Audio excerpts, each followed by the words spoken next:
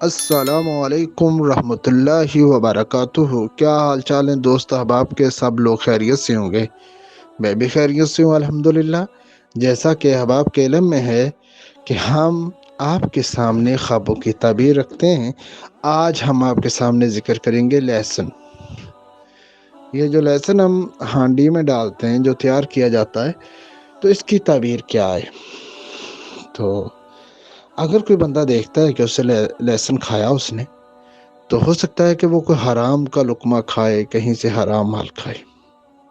اسی طرح اگر کوئی شخص دیکھتا ہے کہ وہ لہسن کھا رہا ہے تو یہ بری چیز ہے۔ لہسن کا خواب میں کھانا اس کی کوئی اچھی تعبیر نہیں ہے۔ جیسے ابتدا میں ہم نے ذکر کیا ہے کہ وہ حرام کھاتا ہے، اسی طرح اگر کوئی شخص پکا ہوا بھنا ہوا لہسن کھاتا ہے تو ہو سکتا ہے کہ یہ رنج اور غم سے، پریشانی سے نجات پائے۔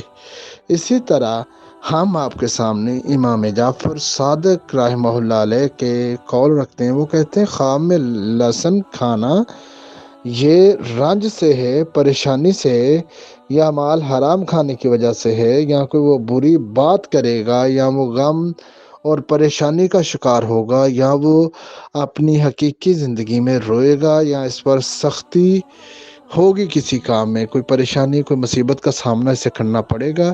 یہ تھی وہ چند ایک تعبیریں لہسن کھانے کی جو ہم نے آپ احباب کے سامنے رکھی۔